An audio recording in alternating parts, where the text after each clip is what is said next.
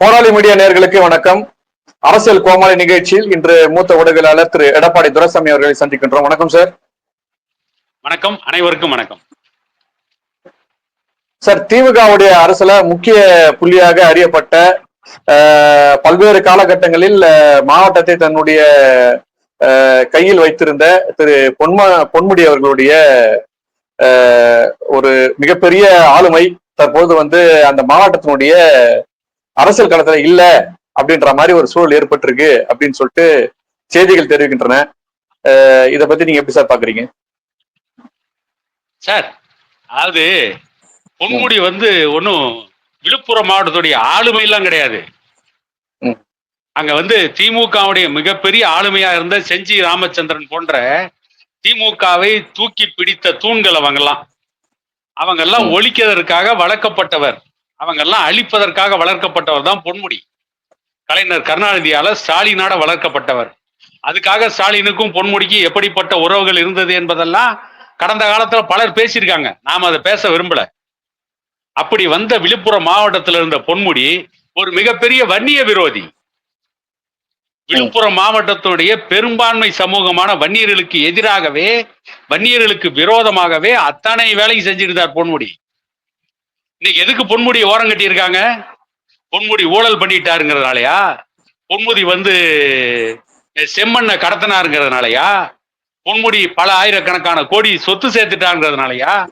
அப்படி பார்த்தா திமுக ஒருத்தர் தான் சொத்து சேர்த்தாரா? திமுக சொத்து சேர்க்காத அமைச்சர் யார் இருக்கிறாங்க? சொத்து சேர்க்காத எம்எல்ஏ உண்டா? அப்படி பார்த்தா அத்தனை பேரையும் தான் துரத்தணும். அது எதுக்காக பொன்முடி ஓரம் கட்டி இருக்காங்க? இன்றைய நிலையில பாரதிய ஜனதா கட்சி திருப்தி பண்ணணும். ஏற்கனவே அந்த இது அமலாக்கத்துறை ரைடு, இடி ரைடு, இந்த ரைடை பார்த்து திமுக ஆடி போய் கிடக்குது. கனிமொழி வெளிநாட்டுல போய் இப்ப பாரதிய ஜனதா கட்சியினுடைய வெளியுறவுத்துறை செயலாளர் ஆயிட்டாரு. சரி. பகல்காம் தாக்குதல நியாயப்படுத்தி பேசுறாரு. இங்க அதுக்கு எதிராக பேசினாங்க. கனிமொழி போய் இன்னைக்கு அங்க ஒரு அந்தர் பல்ட்டி அடிச்சிட்டாரு. இவங்க நேரத்துக்கு நேரம் பகல் வேஷம் போட்டுட்டு இருக்காங்க. ஆனா திமுக காரன் என்ன பேசுறான்? திமுக ஆதரவு ஊடகங்கள் என்ன பேசுறாங்க? அன்புமணி சிபிஐ ரைடுக்கு பயந்துக்கிட்டாரு, அன்புமணி மேல வழக்கு இருக்குது, அதனாலதான் பாரதிய ஜனதா கட்சியோட கூட்டணி அப்படின்னாங்க. நாங்களாம் பகிரங்கமா தான் கூட்டணி வச்சோம், நீங்க கள்ள உறவுல வச்சிருக்கிறீங்க. எதுக்கு இப்ப மோடியை சந்திக்க போனாரு ஸ்டாலின்? மக்களுடைய பிரச்சனைக்காகவா? தமிழ்நாட்டுடைய வளர்ச்சிக்காகவா? இல்ல நாங்க தமிழ்நாட்டுல சாராய கடை மூடிடுறோம், அதே மாதிரி இந்தியா பூரா சாராய கடை மூடுங்கன்னு கேட்கறதுக்கு போனாரா? அமலாக்கத்துறை ரைடு, உதயநிதி ஸ்டாலின் தலைக்கு மேல கத்தி தொங்குது. எப்படா 40 கோடி போட்டு அந்த நிவேதா பெத்ராஜ்ங்கிற நடிகைக்காக நீ கார் ரேஸ் நடத்தின? இந்த கேள்வியில வருது இல்ல. 40 கோடி என்ன நீ உழைச்சி சம்பாரிச்சியா? நீ வேறு சேர்ந்து சம்பாரிச்சியா? இந்த கேள்வியெல்லாம் வருது. டாஸ்மார்க்ல நடந்த ஊழல் போதகரமாகுது. டாஸ்மார்க் மேலாண்மை இயக்குனர் வீட்டுல ரைடு நடக்குது. இந்த சமயத்துல அதை திசை திருப்புறதுக்காக பொன்முடி மேல நடவடிக்கை. பாரு, நாங்க ஊழலுக்கு எதிரான கட்சி, ஊழல்ல குற்றம் சாட்டப்பட்டு நீதிமன்றத்துல வழக்கு இருக்கு, அதனால பொன்முடிய ஓரம் கட்டிட்டோம், அதனால செந்தில் பாலாஜி அமைச்சர்ல இருந்து நீக்கிட்டோம். எது அங்க ஊழலுடைய ஊற்றுக்கண்ணா முதலமைச்சருடைய மகன் துணை முதலமைச்சரே இருக்கிறாரு. நீங்க அவர்கள் நினைக்கணும் அப்படின்னா முதல்ல இன்னைக்கு பொன்முடியை நீங்க எதுக்காக நீக்கி இருக்கீங்க? பொன்முடி மேல்பாதி திரௌபதி அம்மன் ஆலய விவகாரத்துல வன்னியர்களுக்கு எதிராக இருந்தார். மேல்பாதி திரௌபதி அம்மன் ஆலய விவகாரத்துல மேல்பாதி திரௌபதி அம்மன் கோவிலுக்குள்ள பறையர் சமூகத்தை சார்ந்தவர்கள் உடல்னா வன்னியர்களை துப்பாக்கியால சுடுங்கன்னாரு. அந்த மரக்காணத்துல விஷச்சாராய சாவு நடந்தது, 16 பேரோ 19 பேரோ செத்தாங்கல்ல. அந்த விஷச்சாராயத்தை வித்தவன் பொன்முடியோட நெருங்கிய நண்பர். அவர் வன்னியருங்கிறதுனால உடனே பாமக மேல பலி போட்டாங்க. ஒரு வன்னியர் தான் வித்தான். ஏடா, உங்க கட்சியில வன்னியர் இருக்கும் போது ஜாதி இல்லாதவன், அதே அவன் தப்பு பண்ணிட்டா உடனே வன்னியர்ன்றீங்களா? நான் கேக்குறேன், உங்க கட்சியில ஒரு வன்னியர் இருக்கும் போது தப்பு பண்ணா அது உங்க கட்சி தானே சாரும், உடனே ஏன் பாட்டாளி மகிழ்ச்சி அவனை பலி போடுறீங்க? இப்படி எல்லாம் போட்டு எவ்வளவோ திகிடுத்தம்லாம் பண்ணி எல்லா வேலையும் பண்ணி எப்படியாவது தப்பிக்கலான்னு பார்த்தாரு. அவருடைய மகனை மாவட்ட செயலாளர் ஆக்கினாரு. ஏற்கனவே அவர் மகன் எம்பியா இருந்தாரு. இத்தனையும் பண்ணி விழுப்புரம் மாவட்டத்தில் கடந்த ஒரு 25 ஆண்டுகளா வன்னியர்களுக்கு எதிரான மனநிலையில் வன்னியர்களை ஒழிக்கணுன்ற மனநிலையிலேயே செயல்பட்ட பொன்முடியோடைய முகத்திரை கிழிஞ்சு போச்சு. வன்னியர்கள் புரிஞ்சுக்கிட்டாங்க, வன்னியர்கள் தெரிஞ்சுக்கிட்டாங்க. அதனால இனிமே பொன்முடியை கொண்டு போய் விழுப்புரம் மாவட்டத்தை முன்னால் நிறுத்தினா அடுத்த தேர்தல்ல விழுப்புரம் மாவட்டத்துல திமுகவுக்கு டெபாசிட் கிடைக்காது, வன்னியர்கள் ஓட்ட வாங்க முடியாது. அதனால இப்போதைக்கு பொன்முடியை ஓரங்கட்டி வச்சிருவோம், ஒரு நாடகம் ஆடுவோம். திமுகவுக்கு நாடகம் ஆடுறது என்ன, கை வந்த கலைதானே. காலையில 6 மணிக்கு போய் கடற்கரையில படுத்துக்கிட்டு ஒரு பக்கம் தலைமாட்டுல ஒரு பொண்டாட்டி, கால் மாட்டுல ஒரு பொண்டாட்டி வச்சுக்கிட்டு இரட்டை கதாநாயகிகளோட 3 மணி நேரம் உண்ணாவிரதம் நாடகம் நடத்தினவர் தானே கலைஞர். 3 மணி நேரம் காலையில 6 மணிலிருந்து 9 மணி வரைக்கும் சாப்பிடாம இருக்கிறது ஒரு உண்ணாவிரதமா? உலகத்திலேயே 3 மணி நேரம் உண்ணாவிரதம் நாடகம் நடத்தின கலைஞர் மாதிரி யாரையாவது நான் பார்த்திருப்போமா? 3 மணி நேரம் கடற்கரையில போய் ஏசி காத்த வாங்கிட்டு போர் நிறுத்தப்பட்டதுன்னார். 3 மணி நேரம் கருணாநிதி உண்ணாவிரதம் இருந்த உடனே போரை நிறுத்தப்பட்டதுன்னா அதை பல வருஷத்துக்கு முன்னே கருணாநிதி பண்ணியிருக்கலாமே. எதுக்கு போய் இந்த நாடகம்? அதே நாடகத்தை இப்ப பொன்முடி விவகாரத்தில் நடத்திட்டு இருக்காங்க. வன்னியர்களை ஏமாற்றி அடுத்த தேர்தல்ல வன்னியர்கள்ட்ட ஓட்ட வாங்கணும். ஓட்டு வாங்கின பின்னால அப்புறம் திரும்ப பொன்முடிய ஒரு எம்எல்ஏவை ராஜினாமா பண்ண சொல்லிட்டு அந்த இடத்துல பொன்முடி நிறுத்தி ஜெயிக்க வச்சு திரும்ப மந்திரி ஆக்க மாட்டான்றது என்ன உத்தரவாதம்? அவ்வளவுதான். பொன்முடியை திமுக கட்சி விட்டு நீக்குங்க, திமுக அடிப்படை உறுப்பினர்ல நீக்குங்க. அன்னைக்குதான் நீங்க முடிவு சரி. இல்ல இப்ப எனக்கு புரிஞ்சிச்சு. இப்ப அவரை அமைச்சர்ல தூக்கம் உங்களுக்கு திருப்தி இல்ல, அதுக்கப்புறம் கட்சி ஓரக்கடம் திருப்தி இல்ல, இப்ப கட்சியை விட்டு தூக்கணுன்ற அளவுக்கு வந்துட்டீங்க நீங்க. அதாவது என்ன நான் கேக்குறேன்னா, நீங்க சும்மா ஓரம் கட்டி வச்சுட்டு இப்போதைக்கு நாடகம் ஆடுறீங்கல்ல, அந்த அளவுக்கு பொன்முடியை யாருமே நீங்க கண்டுக்க கூடாது, பொன்முடிகிட்ட யாரும் பேசக்கூடாது அப்படின்னு சொல்லிட்டு அந்த இடத்துல எம்ஆர்கே பன்னீர்செல்வத்தை கொண்டு விழுப்புரம் மாவட்டத்துக்கும் திமுகவுடைய மண்டல செயலாளரை நியமிக்கிறீங்க. அப்ப என்ன காரணம்? பொன்முடி வன்னியர்கள்ட்ட போனா ஓட்டு வாங்க முடியாது, எம்ஆர்கே பன்னீர்செல்வம் நமக்கு ஒரு அடிமை சிக்கிட்டான்டா வடிவேலு சொல்ற மாதிரி. அவன் தலையில துண்டை போட்டு அப்படியே ஓடுறானா, இல்லதான் 1000 எடுத்துட்டு நம்மளை துரத்திட்டு வரானா பாரு, நம்மளோட துரத்திட்டு வராம அப்படியே ஓடினானா அவனை புடுறா, நமக்கு ஒரு அடிமை சிக்கிட்டான்னு வடிவேலு சொல்ற மாதிரி நமக்கு ஒரு அடிமை எம்ஆர்கே பன்னீர்செல்வம் சிக்கிட்டான், இவனை கொண்டு போய் விழுப்புரத்தில் நிறுத்திடுவோம். அந்த மாவட்டத்துக்கு ஒரு பொறுப்பாளரா போட்டு, தருமபுரியில கொண்டு போய் எம்ஆர்கே பன்னீர்செல்வத்தை பொறுப்பாளரா போட்டாங்கல்ல, தருமபுரியில திமுக காரன எம்ஆர்கே பன்னீர்செல்வத்துக்கு எதிராக காரி துப்புனாங்க. எம்ஆர்கே பன்னீர்செல்வத்தை போட்டு ஒரு திமுக பொருளாளர் பேசணும். நாம கூட எம்ஆர்கே பன்னீர்செல்வத்தை அப்படி பேசல, திமுக காரன் தான் பேசணும். அதே மாதிரி எம்ஆர்கே பன்னீர்செல்வத்தை விழுப்புரத்துல கொண்டு போட்டு எம்ஆர்கே பன்னீர்செல்வம் நானும் வன்னியன் தான் இப்படி சொல்றதுக்குன்னே சில காக்கை வன்னியர்லாம் திமுகவுல இருக்கிறாங்க. இல்ல சார், ஸ்டாலின் ஒரு விஷயம் சொல்லியிருந்தாரு, வன்னியர்களுக்கு நாங்க தான் செய்வோம், வன்னியர்களுக்கு திமுக தான் எப்பவுமே நல்லது செய்யும் அப்படின்னு அவர் சொல்லியிருந்தாரு. அந்த நல்லது தான் இந்த நல்லதா சார்? இல்ல, வன்னியர்களுக்கு இவங்க தான் வச்சு செஞ்சுட்டு இருக்காங்க. வன்னியர்களுக்கு நல்லது அல்லவை எல்லாத்தையும் செஞ்சுட்டு இருக்காங்க. செஞ்சுட்டு நாங்க தான் வன்னியர்களுக்கு செஞ்சோம். உங்களை ஆட்சியில உட்கார வச்சதே வன்னியர் தானே, நீங்க என்ன வன்னியர்களுக்கு செஞ்சு கிழிச்சீங்க? எப்ப 1967 திமுக 1989 வரைக்கும் திமுக அண்ணா திமுக மாறி மாறி ஆண்டிங்களா? அப்ப எல்லாம் வன்னியர்களுக்கு இடஒதுக்கீடு கொடுத்தீங்களா? இந்த 20% மிகவும் பிற்படுத்தப்பட்ட ஒரு இடஒதுக்கீடு கொடுத்தீங்களா? எப்ப கொடுத்தீங்க? 1980 87 வரைக்கும் தொடர் போராட்டங்கள். 87 21 உயிர்களை பலி கொடுத்த பின்னால 89 கருணாநிதி ஆட்சிக்கு வந்த பின்னால அன்னைக்கு இருந்த காங்கிரஸ் கட்சியோட மத்திய அரசுல ஆட்சி நடத்தி இருந்த சந்திரசேகர் பிரதமர், ஜெயலலிதா ஒரு பக்கம் வானத்துக்கும் பூமிக்கும் குதிக்கிறார். 28 எம்எல்ஏ ஜெயலலிதா எதிர்கட்சி தலைவர். திமுக ஆட்சியை கலைஞ, விடுதலை புலிகள் வருது, அங்க உல்ஃபா தீவிரவாதி வரான், அஸ்ஸாம்ல இருந்து தீவிரவாதி வரான், தமிழ்நாட்டுல சட்ட ஒழுங்கு பாதிச்சிருச்சு, திமுக ஆட்சியை கலைஞன்னு ஜெயலலிதா வானத்துக்கும் பூமிக்கும் குதிச்சிட்டு இருக்கிறா. எப்படா திமுக ஆட்சியை கலைக்கலான்னு பார்த்துட்டு இருக்கிறான் சந்திரசேகர் திமுக ஆட்சியை கலைக்க சொல்லி அன்றைய காங்கிரஸ் கட்சியினுடைய தலைவர் ராஜீவ் காந்தி நிர்பந்தம் கொடுத்துட்டு இருக்கிறாரு. அந்த நேரத்துல பாட்டாளி மக்கள் கட்சி, வன்னியர் சங்கம், டாக்டர் ஐயா, அப்ப பாட்டாளி மக்கள் கட்சி கிடையாது, வன்னியர் சங்கம் மீண்டும் ஒரு போராட்டம்னு கையில எடுத்து லா அண்ட் ஆர்டர் சட்டம் ஒழுங்கு பிரச்சனை வந்துட்டா 13 வருஷத்துக்கு பின்னால வந்த நம்ம ஆட்சி அலங்கோலமாயி போயிரும். ஆட்சி இல்லாம ஏற்கனவே திமுக காரன் பாதி பேர் சோத்துக்கு இல்லாம செத்துட்டு இருக்கிறான். 13 வருஷம் கழிச்சு இப்பதான் வந்திருக்கிறோம். ஏற்கனவே திமுக காரன் இருந்து எல்லாத்தையும் புடுங்கிட்டோம், இனிமே புடுங்கிறதுக்கு ஒண்ணும் இல்ல. அதனால விட்டோம்னா பாமகவுடைய நிறுவனர் டாக்டர் ஐயா, வன்னியர் சங்கத்துடைய நிறுவனர் டாக்டர் ஐயா திரும்பவும் ஒரு போராட்டத்தை அறிவிச்சிட்டாருன்னா நம்ம ஆட்சி அந்தர்பல்ட்டி அடிச்சிரும். அப்படிங்கறனால வேற வழி இல்லாம அவசர அவசரமா வீரபாண்டியார் ஆரம்பிச்சு டாக்டர் ஐயாவை கூப்பிட்டு அதுலயும் ஒரு ஒரு ஒரு மோசமான வேலையை பண்ணார் கருணாநிதி. வணிகர்களுக்கு மட்டுமே கொடுக்க வேண்டிய இடஒதுக்கீட்டுல 107 ஜாதியை சேர்த்து 108 ஜாதி மிகவும் பிற்படுத்தப்பட்ட ஒரு இடஒதுக்கீட்டுன்னு ஜாதியே இல்லைன்னு சொல்லிட்டு இருந்த கருணாநிதி தன்னுடைய ஜாதியும் கொண்டு அதில் சேர்த்தனார். ஜாதி வாரி இடஒதுக்கீடு கேட்டு வணிகர்களுக்கு இடஒதுக்கீடு கேட்டு போராடினவர் டாக்டர் ஐயா. கொடுக்க வேண்டிய இடத்துல முதலமைச்சராக இருக்கிறது கலைஞர் கருணாநிதி. அங்க கருணாநிதி கேட்டார் பாருங்க டாக்டர் ஐயா கிட்ட, ஏன் ஜாதிக்கு இடஒதுக்கீடு இல்லையான்னு. எப்பேற்பட்ட ஆள் கருணாநிதி, எப்படிப்பட்ட எடுத்து அயோக்கியங்கிறது எவ்வளவு பெரிய அடையாளம்.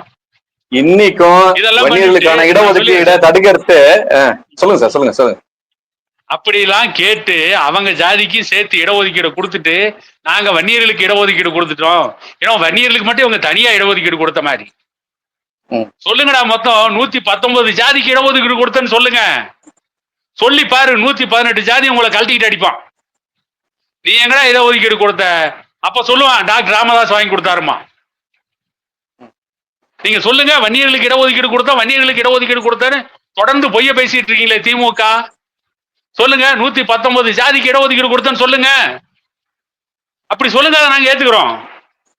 அப்ப தெரியும் வன்னியர்களுக்கும் திமுக எவ்வளவு பெரிய அயோக்கியத்தனத்தை பண்ணியிருக்காங்க.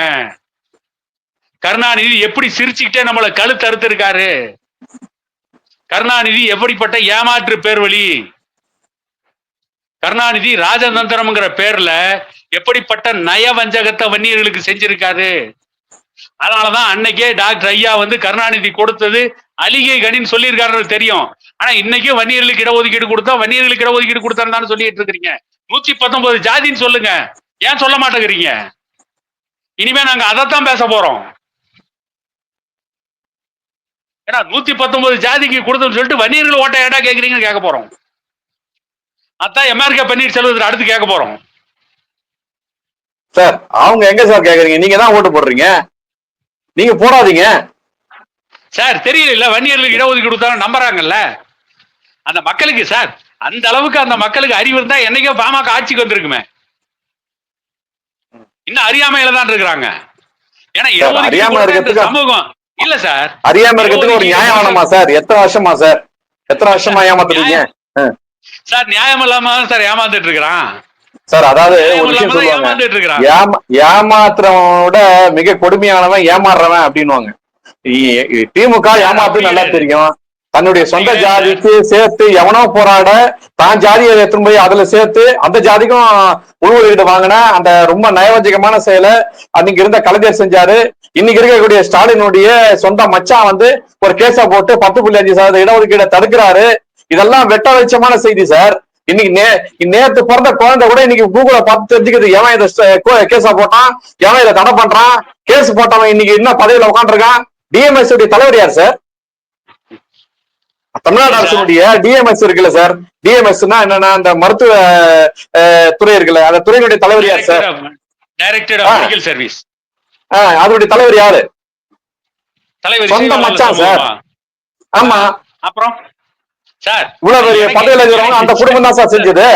சார் இருங்க சார், டிஎம்எஸ் டைரக்டர் தலைவர் யாருன்னு எனக்கே தெரியல, உங்களுக்கு தான் தெரிஞ்சிருக்கு. அப்ப இந்த சமூகம் எப்படி இருப்பாங்க யோசனை பண்ணி பாருங்க. இப்பதான் நாமளே கேக்குறோம் என்னன்னு, ஏடா 119 ஜாதிக்கு இடஒதுக்கீடு கொடுத்துட்டு வன்னியர்களுக்கு கொடுத்தோன்னு இவ்வளவு விவாதம் பண்ற நாமளே இப்பதான் கேக்குறோம். அப்ப இந்த மக்கள் எவ்வளவு அறியாமையில் இருப்பான்னு யோசனை பண்ணி பாருங்க. நாம எல்லாத்தையும் யோசிக்கிறவங்க நாமளே சில நேரத்துக்கு யோசிக்க தவறி இருக்கோம். அப்ப இந்த மக்கள் எவ்வளவு யோசிக்காம இருந்திருப்பாங்க. அப்ப இவங்க சொல்றது தேர்தல் நேரத்தில் சொல்றதை நம்ப தானே செய்வாங்க, நம்பிதானே ஓட்ட போட்டுக்கிட்டு இருக்கிறாங்க. அப்படி நம்பி ஓட்டு போடுற மக்களுக்கு நம்பிக்கை துரோகம் செஞ்ச இந்த திமுக ஆட்சி குற்றவாளியா, இவங்களுக்கு ஓட்டு போட்ட மக்கள் குற்றவாளியா சார்? இது ஒரு பட்டிமன்றமே நடத்தணும். மக்களை ஏமாற்றியது திமுகவா, ஏமாந்தது மக்களான்னு இல்ல. அததான் பாட்டாளி மகிழ்ச்சியுடைய தலைவர் அன்புமணி வந்து ஒவ்வொரு மேடையிலும் கேட்கிற கேள்வி தான், இடஒதுக்கீடு அடிப்படையில் தான் நீங்க கொடுத்தீங்க அப்படின்னா, ஏன்டா எங்க ஆளுங்க இன்னும் ஒரு டிஎஸ்பியை தவிர வேற யாருமே ஆகல. இந்த ஐபிஎஸ் தேர்வுல ஒரே ஒரு ஆள் மட்டும் தானே வன்னியர் ஆகுறாரு, மீது யாருமே இல்லையே. எனக்கு அதுக்கான தரவு கொடுறான்னு கேக்குறாரு. இவங்க ஏன் கொடுக்க மாட்டாங்கன்னா, நான் சொன்னது என்னமோ ஒரே ஒரு ஆளு தான் டிஎம்எஸ் தலைவர்னு சொன்னேன். ஒவ்வொரு துறையிலையும் உள்ள செயலாளர்கள் எல்லாமே அதே சமூகத்தை சேர்ந்தவங்க தான். டாக்டர் ஐயா சொன்ன மாதிரி ஒரு கல்யாண மண்டபத்துல உட்கார கூட்டுற அளவு கூட இல்லாத ஒரு சமூகம் சார். 10,000 பேர்ல சமூகம் சார். அவர் சொன்னாரு, நான் வந்து உன்னை பாக்கணுமான்னு கேட்டாரு. அந்த சமூகத்தை சேர்ந்தவங்க இன்னைக்கு முக்கிய துறையில அதிகப்படியான ஆளுமையோட உட்காந்துருக்காங்க. இன்னமும் நீங்க என்ன பேசுறீங்க? அதனாலதான் நம்ம என்ன கேக்குறோம், அதிகாரத்துக்கு வரணும் நினைக்கிறோம். அதிகாரத்துக்கு வந்தாதான் நமக்கானதை செய்ய முடியும், நமக்கானதை சாதிக்க முடியும், மத்தவங்களும் கொடுக்க முடியும். இன்னைக்கு அதிகாரத்துக்கு நாங்க விட மாட்டோம் சார். திமுக ஆட்சியில இருந்த வரையும் இருக்கிற வரையும் நாங்க அதிகாரத்துக்கு விட மாட்டோம்.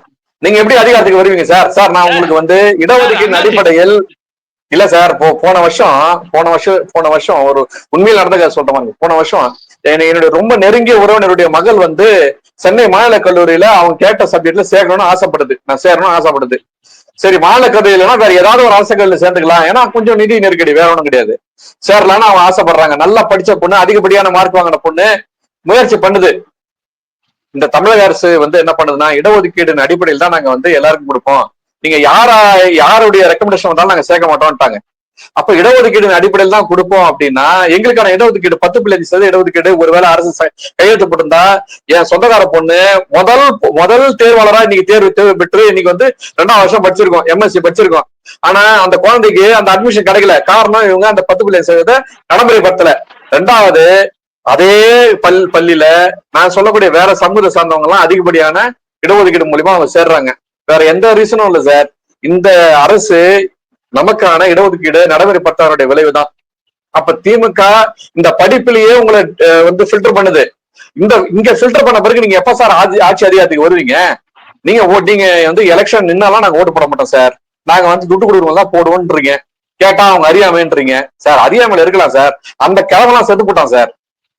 கலைஞர்னு சொன்னவன், நான் எங்க வேணா நாங்க என்ன பேசினாலும் அங்க டிஎம்கே பூத்துல போனவனே திமுகவுடைய சின்னதா பார்த்தவனே என் கை தானா போய் ஓட்டு போடும் அப்படி சொன்னவன் செத்து போயிட்டான். இன்னைக்கு இருக்கிறவன் எல்லாம் 40 வயசு அதுக்கப்புறம் பிறந்து வளர்ந்த பசங்க சார். இன்னைக்கு ஒருத்தன் சொன்னான்ல சார், வந்தவன்லாம் அந்த மாநாட்டுக்கு, வன்னியர் சங்க மாநாட்டுக்கு வந்தவனுக்கு எல்லாம் வந்து ஹார்லிக்ஸ் கொடுத்தாங்க.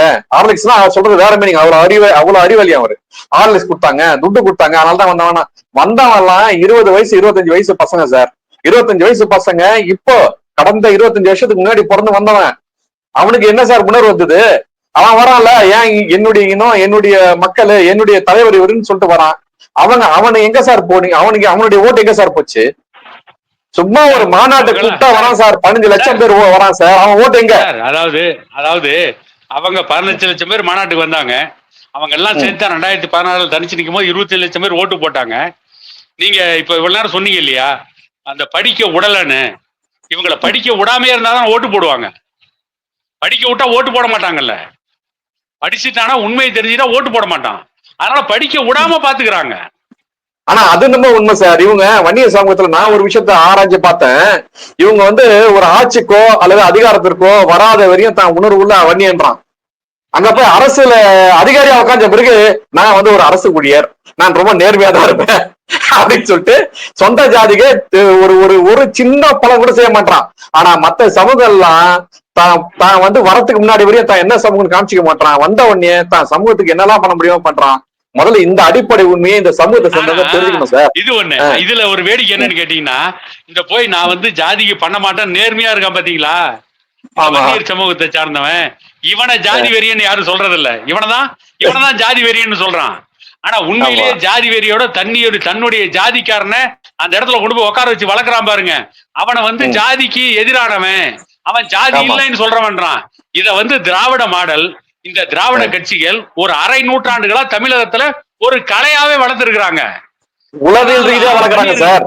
ஆமா, அதனாலதான் வன்னியர்கள் ஏமாலியா இன்னும் அவங்களுக்கு ஓட்டு போட்டுட்டு இருக்காங்க. இப்ப வன்னியர் சமூகம் கொஞ்சம் கொஞ்சமா விழிப்புணர்வு பெற ஆரம்பிச்சிருச்சு. அதனாலதான் என்ன பண்றாங்க அப்படின்னா, இப்ப இன்னொரு பிரச்சாரத்தை கையில் எடுக்கிறாங்க. என்னன்னா, டாக்டர் ஐயாவிற்கும் அன்புமணி ராமதாஸுக்கும் பிரச்சனை, அப்பனும் மகனும் சண்டை போட்டுக்கிறாங்க அப்படின்னு சொல்லிட்டு வன்னியரை வச்சே வன்னியரை பிரிக்கிறான் பாருங்க. இதுதான் திராவிடம், இதுதான் திராவிட மாடல். நாம இதுக்கு எதிராக பேச வேண்டியிருக்கு. இப்ப தருமபுரியில போய் அன்புமணி ராமதாஸ் போறாரு. தருமபுரியில வந்து மறைந்த மூத்த முன்னோடி கனல் ராமலிங்கம். நான் வந்து ஒசூருக்கு பக்கத்துல சூளகிரில ஒரு வன்னியர் சங்க கூட்டத்துல பேசிட்டு உட்காடுறேன். அதுக்கு பின்னால கனல் ராமலிங்கம் பேசுறாரு. அவர் வந்து அன்னைக்கு வந்து மாநில அளவு பொறுப்புல இருக்காரு. அவர் வந்து நம்ம துரைசாமிக்கு நிகரா பேசக்கூடிய பேச்சாளர். தமிழ்நாட்டுல வேற எந்த கட்சியிலையும் கிடையாதுங்க. நான் சொல்றது எப்ப 25 வருஷத்துக்கு முன்னால பேசினார். என்னை உட்கார வச்சுட்டு பேசினார். அப்படிப்பட்ட ஒரு மூத்த முன்னோடி தருமபுரி மாவட்டத்துல வன்னியர் சங்கத்தை கட்டமைச்சதுலயும் அந்த போராட்டத்தை நடத்துறதுலயும் ஒரு மிகப்பெரிய பங்கு இருக்கு அவருக்கு. அவர் வந்து அவருடைய மரணம், அவர் ரொம்ப நாளா உடம்பு சரியில்லாம இருந்து அவரு காலமாயிட்டாரு. அவருடைய நினைவேந்தல் நிகழ்ச்சிக்கு அன்புமணி ராமதாஸ் போறாரு. போற வழியிலெல்லாம் பாட்டாளி மக்கள் கட்சியுடைய மாவட்ட செயலாளர்கள் அவருக்கு வரவேற்பு கொடுக்குறாங்க. அடுத்த நிமிஷம் என்ன எழுதுறான் இந்த பெரும்பாலான ஊடகங்கள், இந்த பாலிமர் சேனல் என்ன எழுதுறான், டாக்டர் ராமதாஸை புறக்கணித்த வன்னியர் சமூகத்தை சார்ந்தவர்கள் பாட்டாளி மக்கள் கட்சி மாவட்ட செயலாளர்கள் அன்புமணியை வரவேற்கிறார்கள். என்ன என்ன ஒரு மிகப்பெரிய அயோக்கியத்தனமான பிரச்சாரம்னா, அன்புமணி இளைஞரணி தலைவரா இருந்து போகும்போது எல்லாமே வரவேற்றுக்கிட்டு தான் இருக்காங்க. அப்ப இருந்தே அன்புமணி எல்லா மாவட்ட செயலாளரும் வரவேற்பு கொடுத்துட்டு தான் இருக்காங்க. அவர் போறப்பெல்லாம் வரவேற்பு இருக்கு. தொடர்ந்து அந்த வரவேற்பு கொடுத்துக்கிட்டே தான் இருக்காங்க. இந்த கட்சி தோத்தாலும் ஜெயிச்சாலும். ஆனா இன்னைக்கு வரவேற்பு கொடுக்கறத மட்டும் பெருசா இந்த ஊடகங்கள் போட்டான் பாத்தீங்களா? டாக்டர் ராமதாஸ் அழைத்த கூட்டத்திற்கு போகாத மாவட்ட செயலாளர்கள் அன்புமணியுடைய வரவேற்பை கொடுக்கிறார்கள், அன்புமணிக்கு வரவேற்பு கொடுக்கிறார்கள் ஒரு பிளவு உருவாக்குறான் பாத்தீங்களா? ஏன் சமூகம் ஒன்னாயிடக்கூடாது, இந்த சமூகம் ஒன்னாயி போராடக்கூடாது. நாளைக்கு டாக்டர் ஐயா திண்டிவனத்துல இருந்து அதே தருமபுரி போறாருன்னு வச்சுக்க, அன்னைக்கு இந்த மாவட்ட செயலாளர் வரவேற்பு கொடுப்பாங்க. இன்னும் அதிகமா வரவேற்பு கொடுப்பாங்க. என்ன அன்புமணி வந்து காரை விட்டு இறங்கி எல்லாரையும் போய் பார்த்து வரவேற்பை ஏத்துக்கிறாரு. வயது மூப்பின் காரணமாக டாக்டர் ஐயா காரை விட்டு இறங்க முடியாது, அவ்வளவுதான். அவர் கார்ல உட்காந்துக்கிட்டு அந்த வரவேற்பை ஏத்துக்கிட்டு போயிடுவாரு. அந்த வரவேற்பு ஏத்துக்கிட்டு அவர் போவார் வயது மூப்பின் காரணமாக. இது ஒரு டிஃபரன்ஸ் தான் இருக்கும். இன்னைக்கு இவருக்கு எப்படி வரவேற்பு கொடுத்தாங்களோ இதை விட பல மடங்கு அதிகமா டாக்டர் ஐயாவும் கொடுப்பாங்க. அப்ப என்ன சொல்லுவாங்க, அன்புமணியை புறக்கணித்து விட்டு டாக்டர் ராமதாஸுக்கு வரவேற்பு கொடுத்த பாட்டாளி மக்கள் கட்சியின் மாவட்ட செயலாளர்கள். இதே பொழப்பா வச்சுக்கிட்டு அலையிறான் சார். அடுத்தவன் குடும்பத்துல எங்க குழப்பம் வரும், அடுத்தவன் புருஷன் முன்னாடி என்னைக்கு அடிச்சுக்குவான், அண்ணன் எப்ப சாவான், திண்ணை எப்ப காலியாகும், என்னைக்குடா இந்த இடஒதுக்கீட்டுக்காக போராடுகின்ற இந்த வன்னியர் சமூகத்தினுடைய அரசியல் பொருளாதார விடுதலைக்கு போராடுகின்ற இந்த கட்சியினுடைய ஆதிக்கம், இந்த கட்சியுடைய வளர்ச்சிக்கு முடிவுக்கு வரும். அது எப்படி முடிக்கலாம்னு திட்டம் போட்டே திராவிட மாடல் கூட்டம், ஜாதி இல்லைன்னு சொல்லிட்டு இருக்கிற கூட்டம், நாங்க தான் பெரியாருடைய பெரும் பேரன்கள், நாங்க தான் அம்பேத்கருக்கு பின்னாலேயே இருந்தோம், அம்பேத்கருக்கு தான் நாங்களே கோமணம் கட்டி விட்டோம்னு சொல்ற அந்த கோணல் புத்திக்காரர்கள் எல்லாருமே இந்த வேலையை தான் பண்ணிட்டு இருக்காங்க. நல்லது சார், உங்களுடைய நேரத்தை ஒதுக்கி இருங்க சரிங்க சார். அதனாலதான் இந்த பொன்முடி மாதிரி ஆளுங்களை வன்னியர் விரோதிகளாக இன்றைக்கு மக்களால் அடையாளம் காட்டப்பட்டவர்கள். வன்னியர்கள் புரிஞ்சுக்கிட்டான், இனிமே பொன்முடி போனா விழுப்புரம் மாவட்டத்துல ஓட்டு வராது, வேற ஏதாவது வரும். ஏற்கனவே சேத்துல அடிச்சாங்க. வடிவேல் சொன்ன மாதிரி சோத்துலயும் அடி வாங்கியாச்சு, சேத்துலயும் அடி வாங்கியாச்சு. அடுத்து கல்லடி கில்லடி கிடைச்சா தாங்குற அளவுக்கு பொன்முடி இல்ல. அதனால இப்போதைக்கு வந்து ஓரங்கட்டி வச்சிருக்கிறாங்க. தேர்தலுக்கு பின்னால மீண்டும் பொன்முடியை கொண்டு வந்து நிறுத்துவாங்க. ஏன்னா அன்னைக்கு வன்னியர் எதுக்கிறதுக்கு ஆள் வேணும்ல. அதனால அன்னைக்கு ஒரு வன்னிய விரோதி வேணும். அதுக்காக இந்த திராவிட மாடல் நடத்துகின்ற ஒரு மிகப்பெரிய நாடகம் தான். இந்த நாடகத்தை இனிமே நாம தோடு உரிச்சுக்கிட்டே தான் இருப்போம். வன்னியர் சமூகத்துக்கு விழிப்புணர்வு ஏற்படுத்துறதா நம்முடைய தலையாய வேலை. அதை செய்து கொண்டே இருப்போம். அல்ல சார், மக்கள் பார்த்து கொண்டிருக்கிறார்கள் திராவிட மாடலுடைய போக்கு எப்படி மாறுகிறது என்று, தமிழ் குடிகளினுடைய வளர்ச்சி எப்படி அமையப் போகிறது என்பதை பொறுத்திருந்து பார்ப்போம் சார். உங்கள் நேரத்தை ஒதுக்கி மிக்க நன்றி. நன்றி, மீண்டும் சந்திப்போம்.